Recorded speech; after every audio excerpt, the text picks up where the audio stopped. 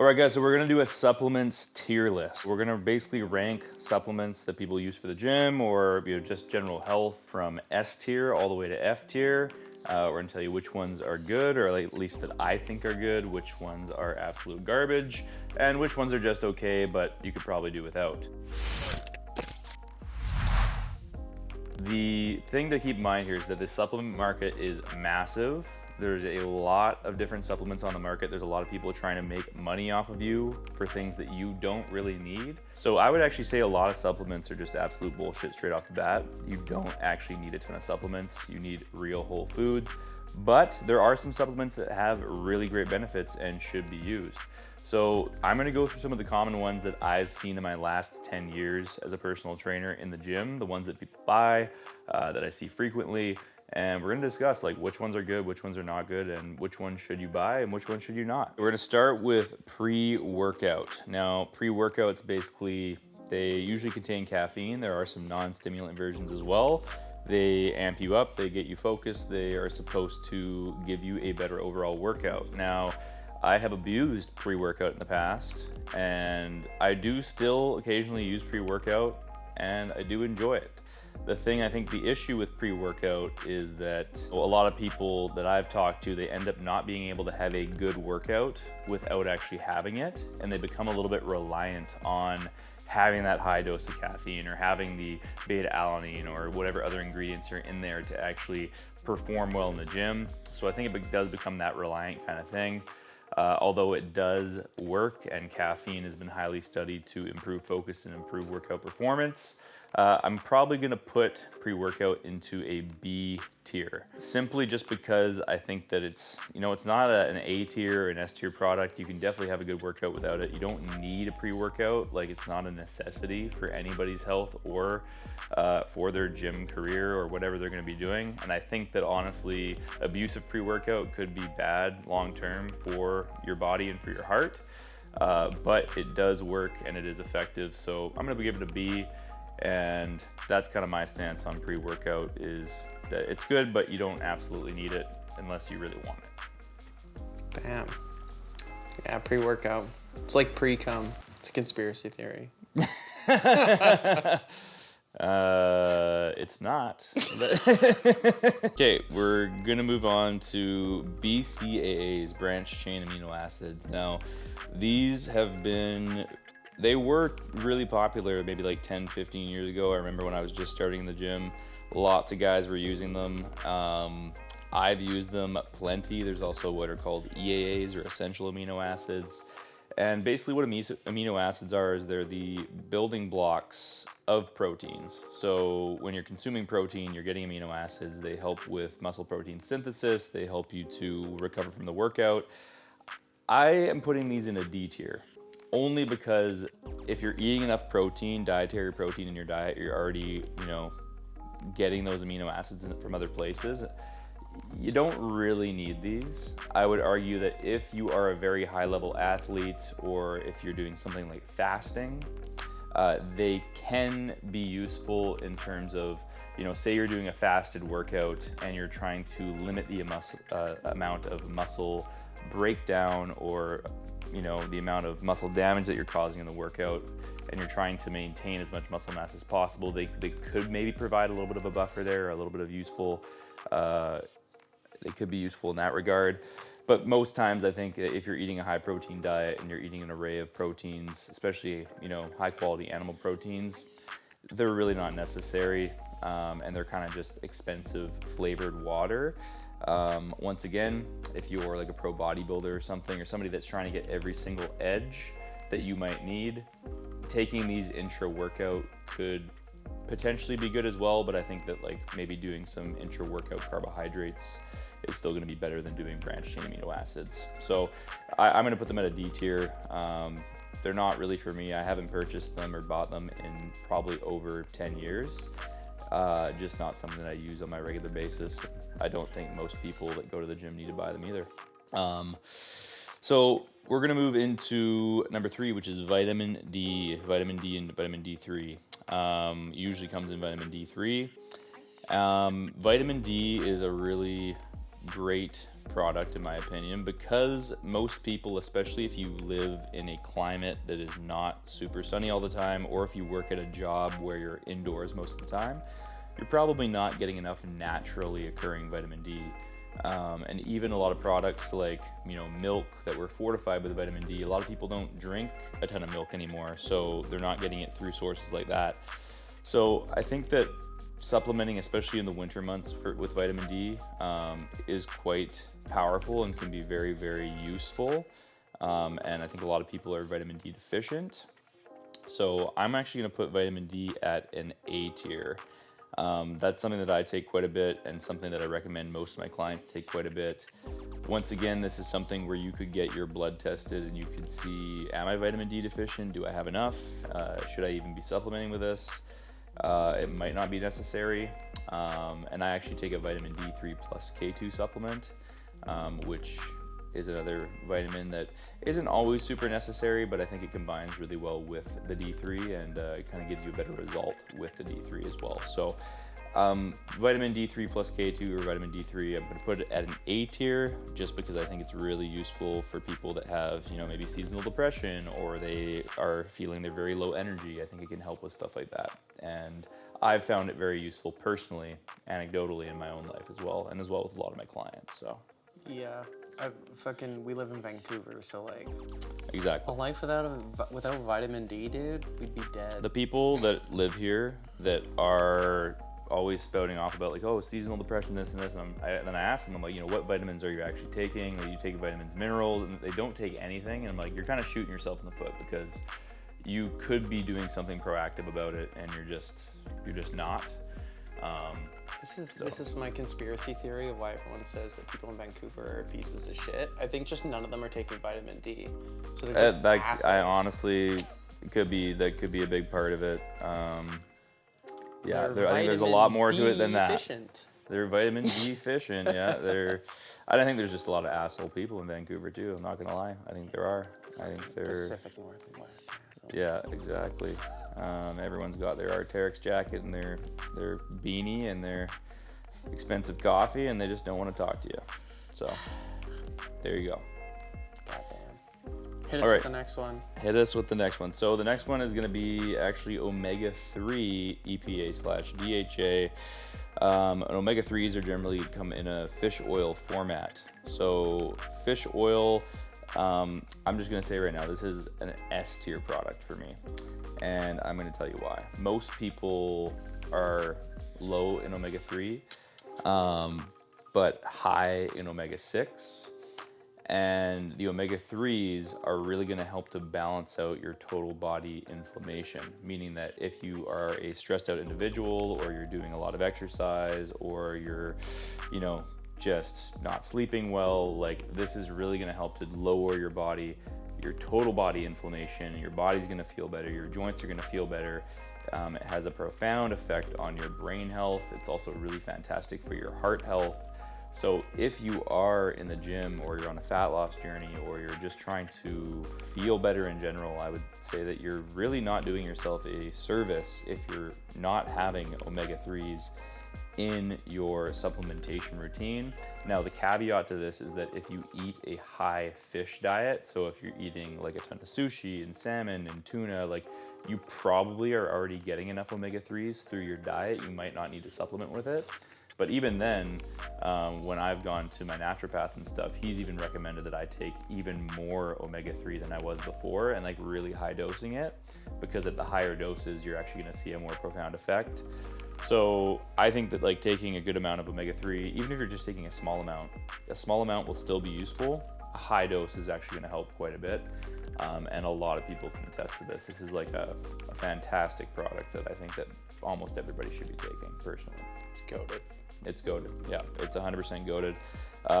And I would, the one more caveat with this one, there is different qualities of vitamins and minerals. And I think this is where people can also mess up, is that they go into a store, they just look at like, oh, here's this one on the shelf, and it's like it's the cheapest one, and that can be a good way to kind of get your feet wet, but there are really actually key differences between products. So I would do your research on product quality. because especially with omega-3s, you know, you want to kind of go through a higher quality omega-3.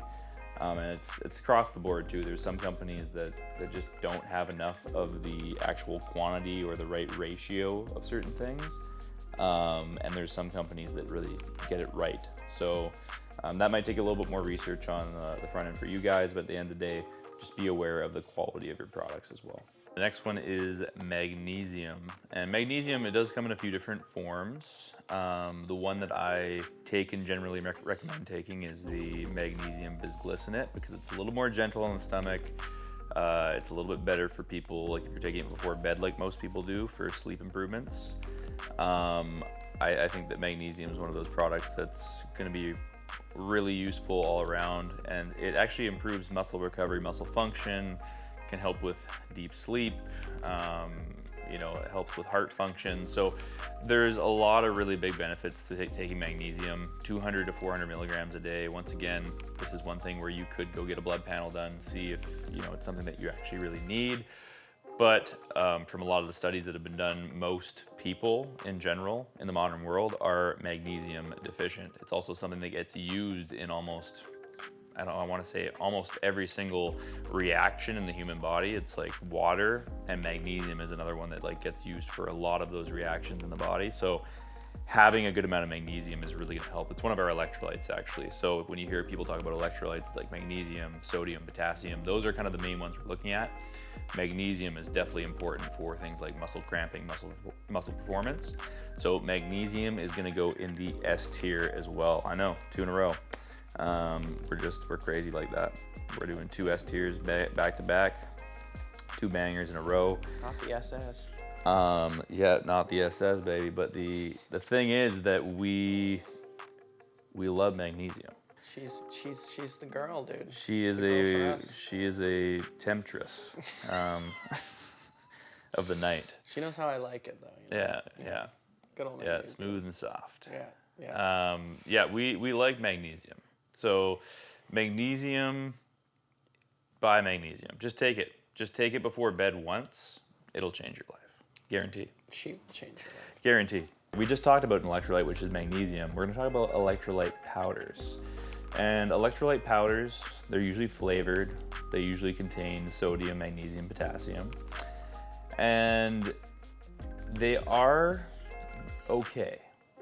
I do have and I do use electrolyte powders, but I think for the general person, they're not 100% necessary, especially if you're salting your food to taste and if you're getting a good amount of sodium in your regular diet. If you're a very active individual, somebody that's running a lot, or maybe you're doing like a very long workout or a long run, I think definitely it's going to be a good product to use to replace and replenish some of those electrolytes. Once again though, I think it's something where people are spending more money than they need to on this product. It's something that I feel like is a secondary product to, if you had good nutrition and you're eating a good amount of salt already and you're, you know, drinking water.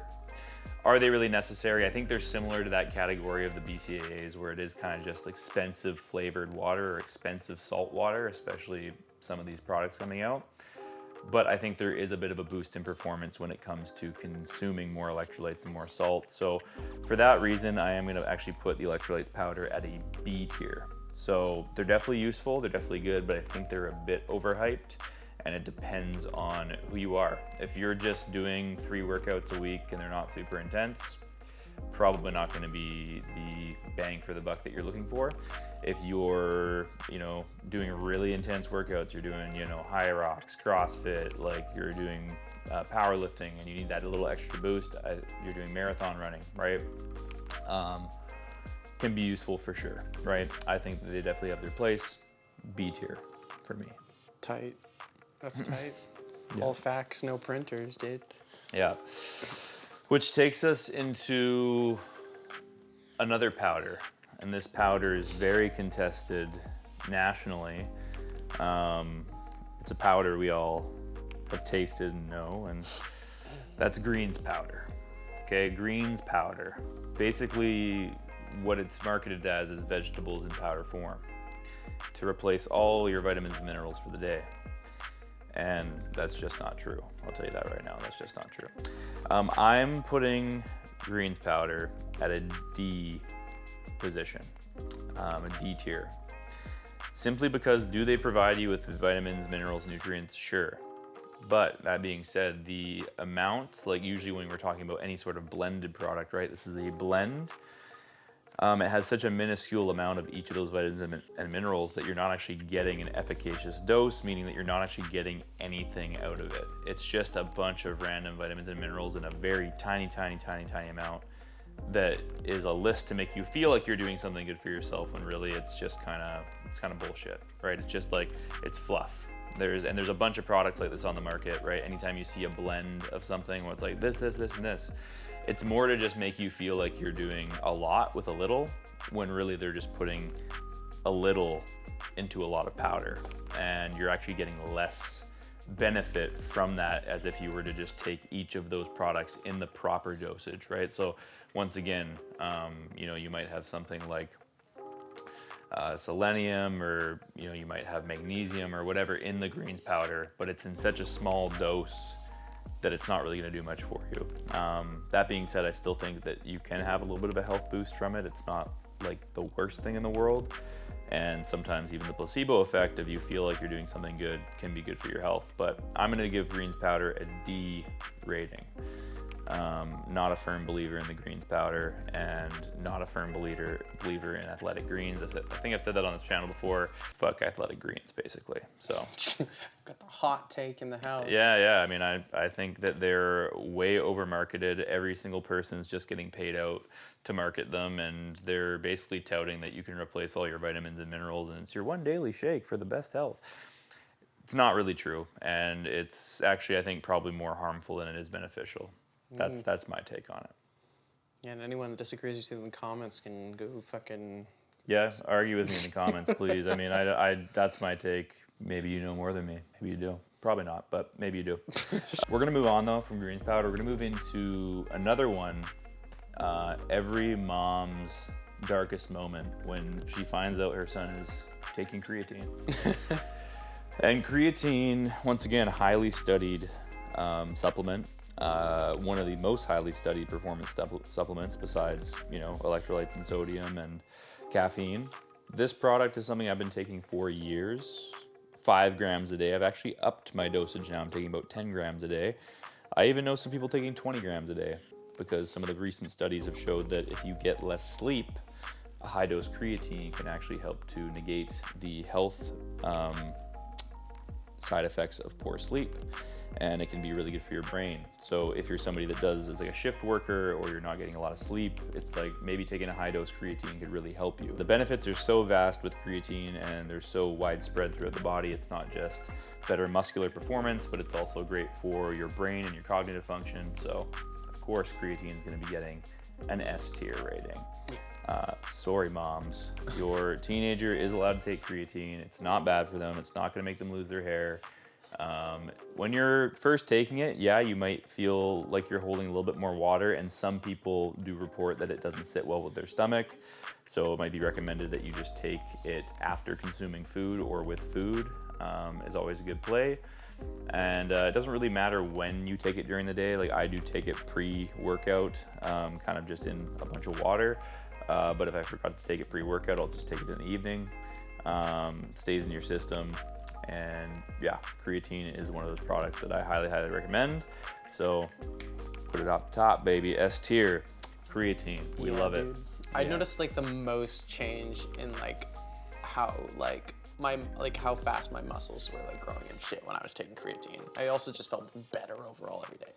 Yeah, I think with creatine, it makes you store a little bit more water in the muscle, so you're gonna actually look a little fuller and feel a little fuller. So I think a lot of people would say oh, it makes you grow muscle. And it doesn't really make you grow more muscle, but what it does do is it puts more fluid into the muscle, which is probably gonna make your workouts feel better. And it also gives you a little bit more muscular endurance. So you're gonna be able to bang out a few extra reps that you wouldn't have been able to before. Yeah. And that increase in performance leads to better results over time, right? It's not just that it's building muscle. It's no, you're performing better in the gym, you're lifting heavier, you're doing more reps. That's what's gonna give you the better results. And then you're also recovering better. So yes, in turn, it will lead to muscle increases, but usually the muscle size increases come from more fluid in the muscle.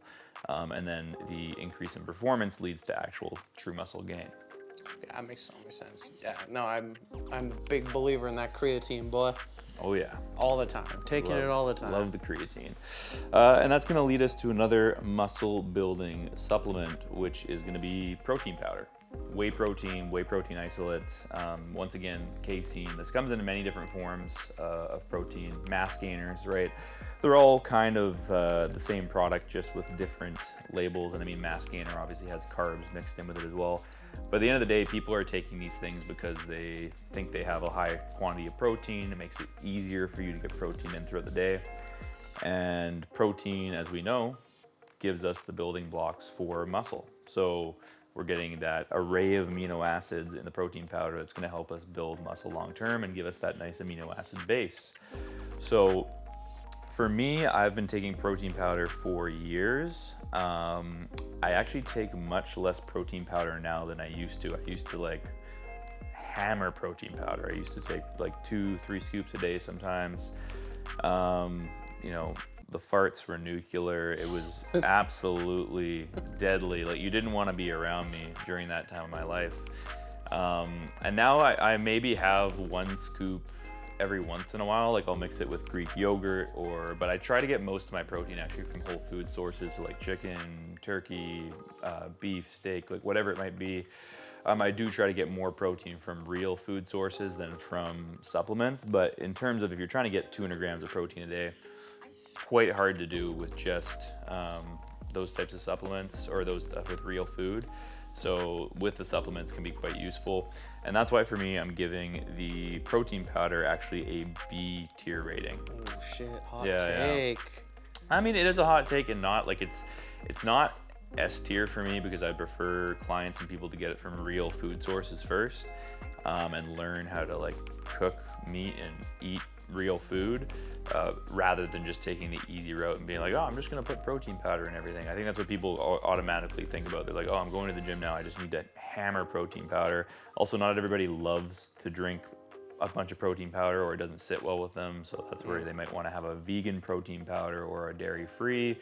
But I do think in terms of like increasing muscle mass and protein intake, it's an easy route, and it does have its place. It could be an A tier, but I think I'm still gonna stick with a B tier on protein powder. Like, I think go back 5-10 years, I would have been like S tier, but I think for me it's a B tier now. And has grown. He's learned the wisdom. We've learned and we've changed. Yeah. Hell yeah. Okay, 3, 2, 1. What's your favorite protein powder flavor? Oh my goodness. Honestly, I'm a basic guy. The one I always go back to, I've tried a million different flavors. The one I always go back to is honestly just a plain chocolate, because it goes with everything, right? I can put it in Greek yogurt, I can have a smoothie with it, I can put it into baking. It works with a lot of things, whereas some of those flavors, like you get really sick and tired of it really quick, and it doesn't go in a lot of things. So I'm all about versatility. I will say one of my favorites though was there's a brand called Beyond Yourself, and they have a cookie dough ice cream flavor protein powder, and I was addicted to that for a while. That one was really good. And then what's the worst? The worst, this actually happened not last year to me. So I bought this, I forget the brand, it was terrible though, and it was a Ferrero Rocher, like a flavor, like chocolate hazelnut. It just tasted like ass though. Like, honestly, it was so bad that I had 1 scoop of it and I took it straight back to the store, and I was like, hey man, I'm sorry, like this tastes terrible, I can't eat this. And luckily they let me refund it and exchange it, but I was like, this is like, don't sell this to other people, because this is like honestly just garbage. Big vanilla hater myself for protein powders. Yeah, I mean, vanilla has that weird aftertaste a lot of times, especially if it's a sugar-free vanilla. And vanilla for me is hit and miss too. Like, it has to be the right brand, but that's why I usually go for the chocolate. It's usually, at least the chocolate protein powders usually have real cocoa in it, and they have real, like chocolate in it. So it's gonna taste like chocolate, whereas the vanilla, it's so hit and miss. It's a tough one. And if it has that nasty aftertaste, it's just, it's not good. So I've had a couple close calls for sure, almost throwing up while trying to drink vanilla protein powder. Yeah, I wouldn't say I've ever thrown up from vanilla protein powder. The Ferrero Rocher one, though, definitely.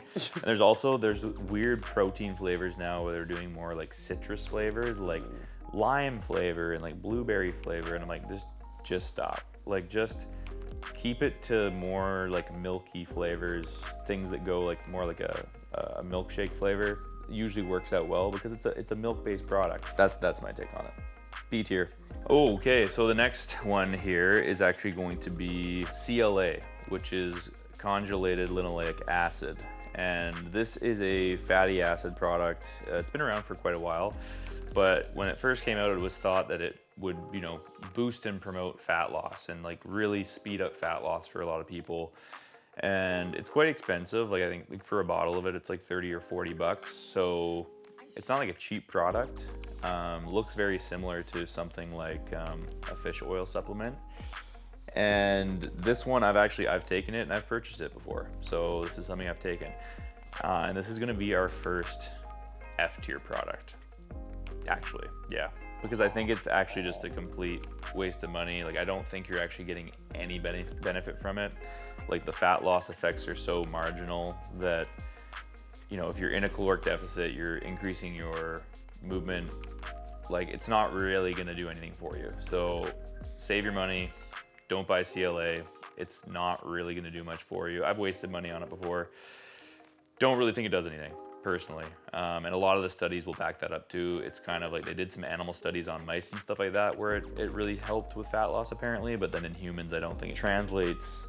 And I think the amount that you would have to take to actually get that right is a shit ton, like a lot. So once again, I think it's one of those products that like has a little bit of research behind it, but it's not actually an effective thing in real life.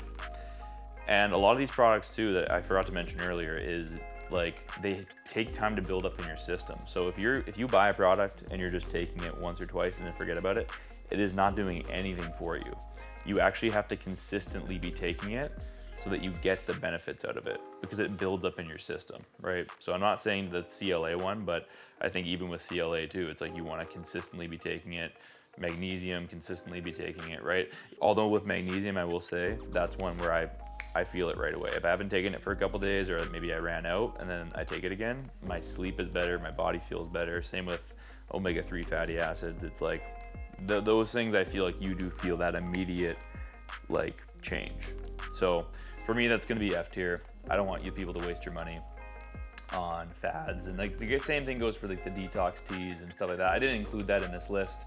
Those are like somewhat different, but anything with really bold claims of fat loss or it's gonna do this, probably bullshit.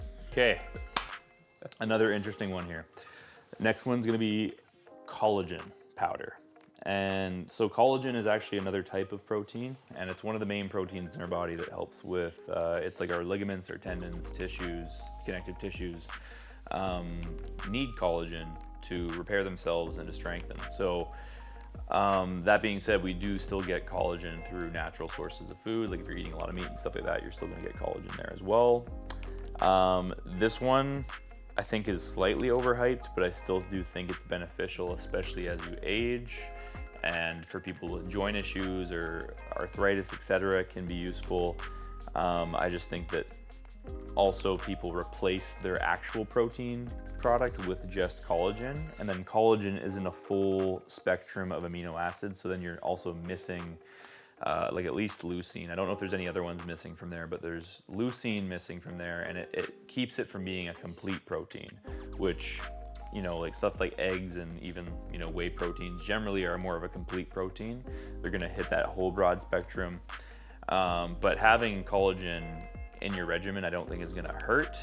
I just don't think it's all that it's also laid out to be in terms of, being like this miracle sort of supplement. But it is really good. I've taken it quite a bit. I'm not taking it right now, but I would say collagen is, I'm gonna put it in the B tier. I'm gonna put collagen in the B tier because I think for some people it can have really good effects. I think it's good for skin, it's good for nails, it's good for tendon and joint health.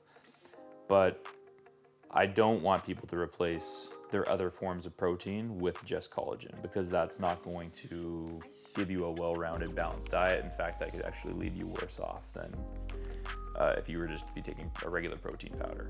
So that's kind of my take on collagen. I think it's good. I think it can have its health benefits, but probably not 100% necessary for most people to buy. But if you feel like you have joint issues or you want, healthier skin and stuff, maybe. But there's also studies that show that as it gets broken down from the powder form into our system, we might not actually be absorbing as much of it as we think. And that's the other part of it for me. I didn't mention is that we don't actually know how effective it truly is. And I think also it becomes more effective when taken with vitamin C. Once again, I'm just pulling things out of my head right now. If you guys are fact checking this and you're like, this guy's completely wrong, then that's fine. But I think if you take it with vitamin C, it also becomes a little bit more effective. And you'll notice that as well with certain vitamins and minerals is that they actually need some sort of like an agonist or a secondary vitamin and mineral to become more effective. Case in point, like I said, the vitamin D3 plus K2 earlier, it's because they work better together, right? It helps with absorption. So like vitamin D3 and having vitamin D is really good for calcium absorption. That's why they put it in milk, because if you have vitamin D3, it actually helps more of the calcium absorb into your body than just having milk by itself without the vitamin D3. And that was the whole point of them actually putting it into milk, right? Was it helps with absorption and you're getting a more benefit from the whole reason that you're probably drinking to begin with. And I think this is actually a good time to move on to vitamin C, because we were just talking about it. So vitamin C, it's, I think, touted a lot. People think that it is like the anti-sickness sort of mineral or vitamin. And I mean, it can help, but I think that it's overhyped in terms of its immune boosting functions. I think zinc is actually a much better choice, and vitamin D. Zinc and vitamin D are going to do way more for your immune system than vitamin C will. And even though vitamin C is a really good product and it has a lot of health benefit, people usually give it out in really high doses of like 1,000 milligrams. And the absorption, once again, this is up for debate, I think. But I don't know how much vitamin C you can actually realistically absorb at once. So I think a lot of people end up pissing out a bunch of that 1,000 milligrams of vitamin C. And if you're already eating a high dose of berries or fruits and oranges and apples and stuff, you probably are getting a good amount of vitamin C to begin with. So I don't think it's something that you always need to supplement with vitamin C, but it could be something good to take, like I said, along with the collagen, where it can help with the absorption, and or if it helps with the absorption of other minerals. One thing to note too is that it can actually dampen the effects of certain medications. So like for myself and for you, Braden, we're both on ADHD medications, right? And with ADHD medications, if you take high dose vitamin C beforehand, it can actually blunt the effects of your medication. So you want to actually have at least 2 hours on the back or the front end of taking your medication before taking vitamin C, so you do get the full benefit from it. And I forget the exact interaction of why that happens, of why it blunts it, but it does dampen the effects of the medication. So you could take your medication with vitamin C and you might not even feel it, right? Yeah. So.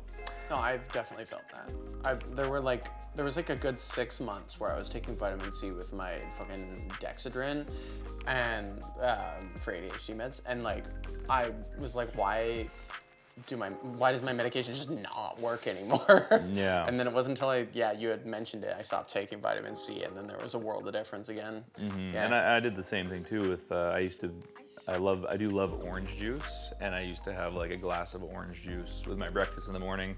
Once again, really good amount of vitamin C.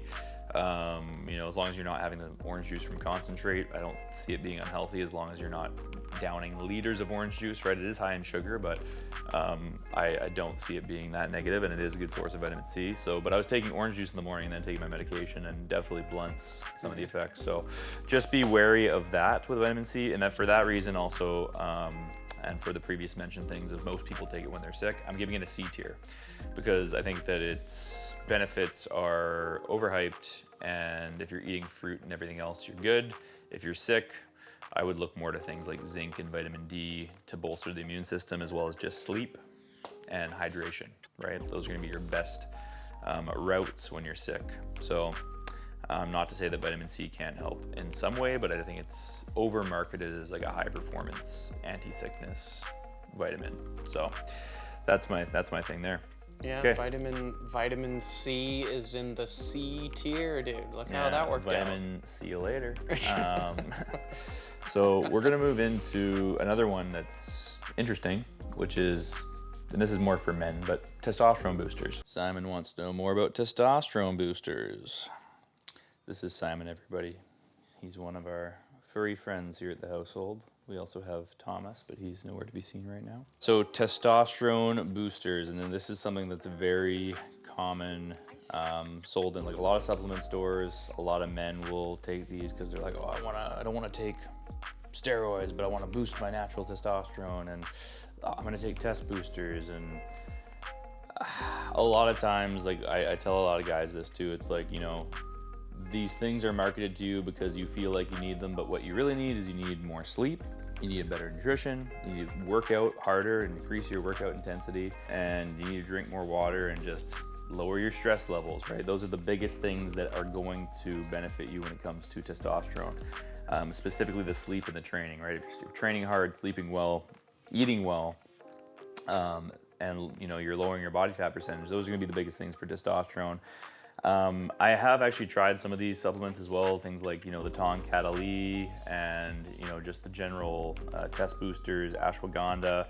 I think there might be some benefit for things like ashwagandha if you're a high stress individual. Come over here, buddy. Come over here. If you're a high stress individual, yeah, show your butthole to the camera. If you're a high stress individual, there could be some good, get out of here. Some good benefits for ashwagandha potentially, but once again, I still think that there's other interventions that you could take that have a way bigger benefit. I think it's a little bit of a waste of money, as well as that ashwagandha can interact with a lot of different medications, as well as interact with a lot of other supplements, and not necessarily the easiest one to take. And I've heard of people having bad interactions with ashwagandha. But yeah, and for me though, I think it's a waste of money, personally. I think that the testosterone boosters have to go into F tier.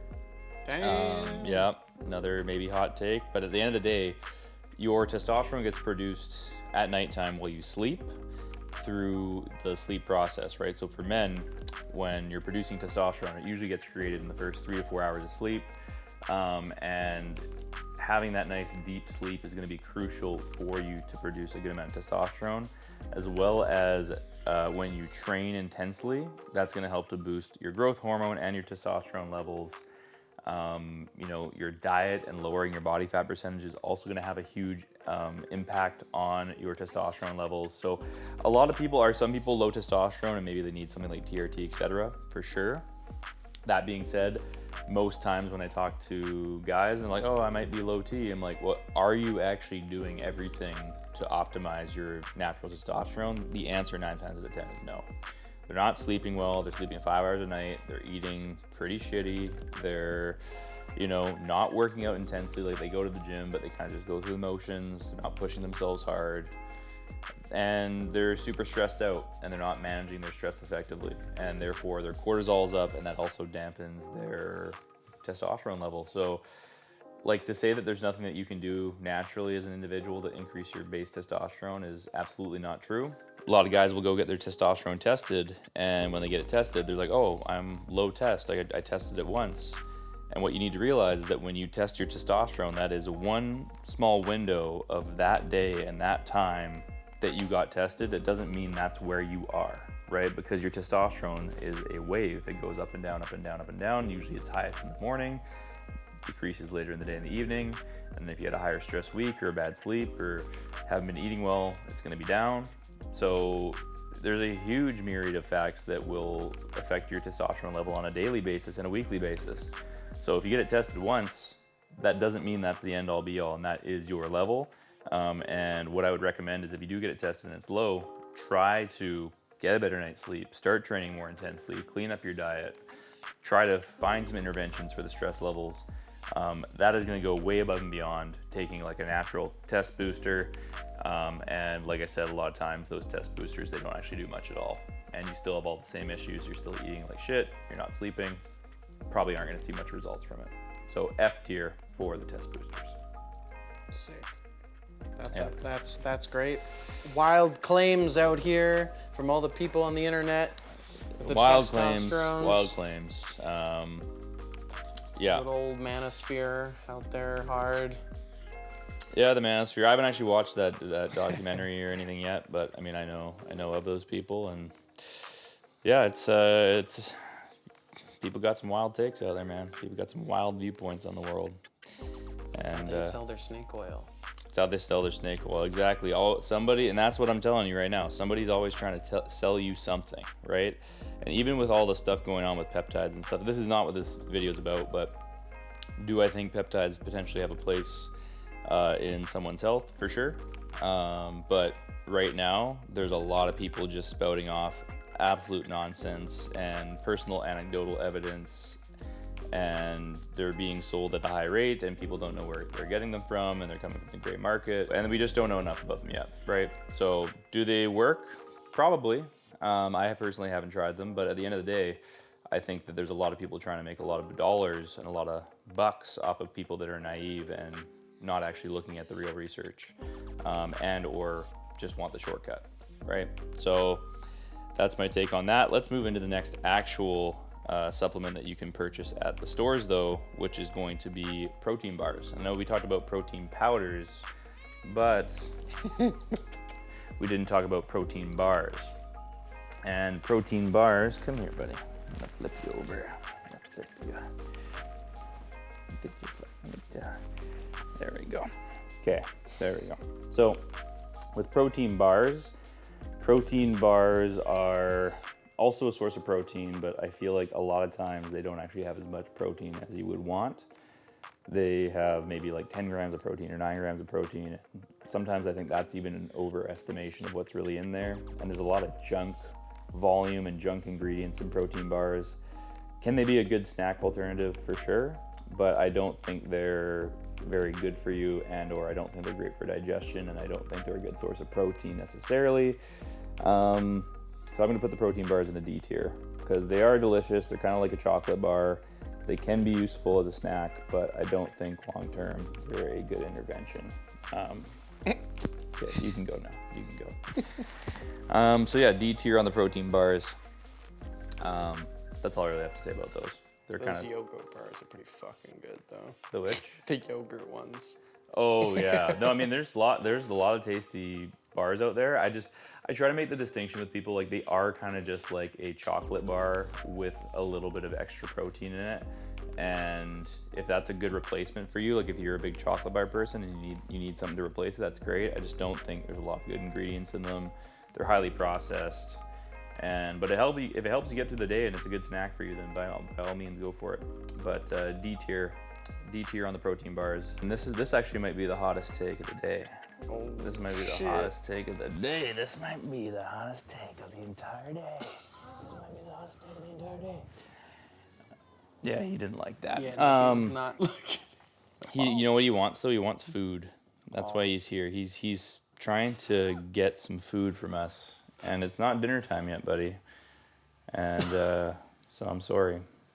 But Look, he looks so majestic like that. he is. Don't say he looks majestic. He is majestic. Majestic. He's a majestic beast, this one. So this actually might be the hottest take of the day. This is multivitamins. Multivitamins, okay? Vitamins that are multi, meaning that they contain multiple vitamins all in one. And what did we already talk about with greens powder? What did we already talk about with blends? They aren't the most effective.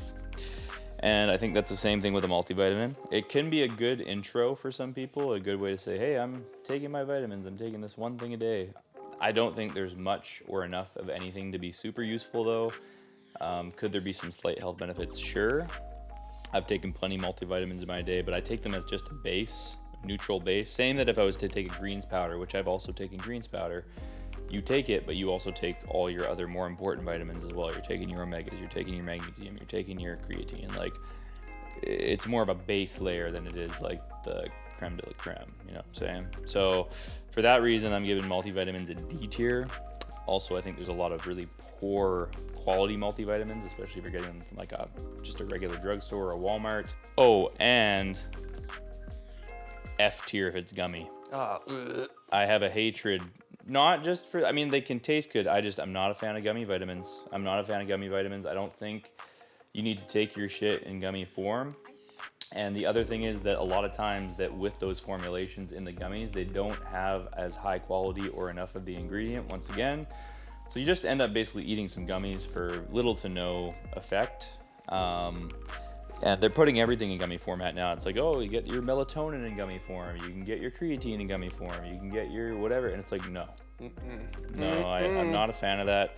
Actually who it was Alex Hermosi posted the thing. He's like, I just keep all my gummy vitamins by my desk and I just eat a handful and like that's how I get my vitamins in. I was like, that's kind of good, but also, dude, like, look at the research. They're not as high quality as some of the other vitamins you can get, and they're not in an efficacious dose. And just take a pill, bro. Just like, I don't know. That's my take on it. Like, just take a pill, dude. Just get the real shit. You know what I'm saying? Any time I think of a multivitamin that's in a gummy form, I feel like I'm gonna puke. I hate the flavor of them. Oh God, fucking the worst. It's just not good. It's not good quality. It's not. Just don't do it. Don't do gummy vitamins, please. That's my hot take of the day. Don't have to tell me twice. Yeah.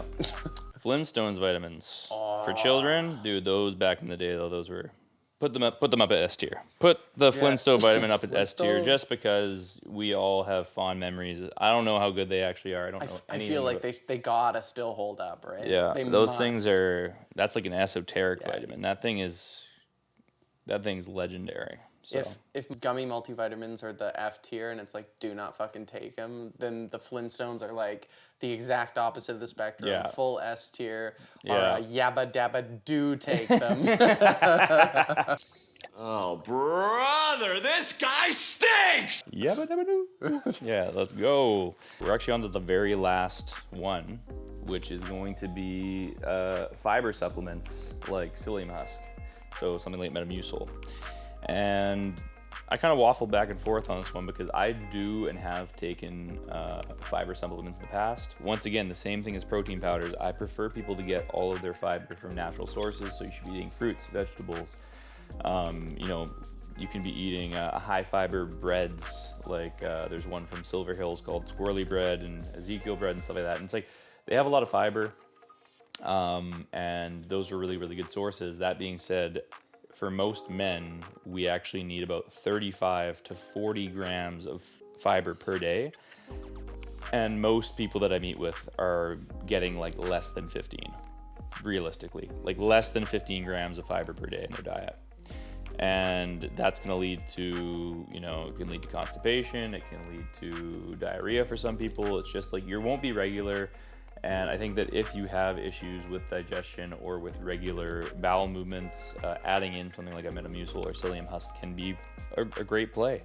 It doesn't add a ton of fiber, but it does add enough to make a difference. Like if you're doing it a couple times a day, you're probably gonna get an extra 5 to 9 grams of fiber in there, which is huge. That's like probably doubling some people's daily fiber and can really help a lot. So I'm gonna put it at C tier. Once again, I want you to get more vegetables in your diet, more fruits in your diet, more real sources of fiber.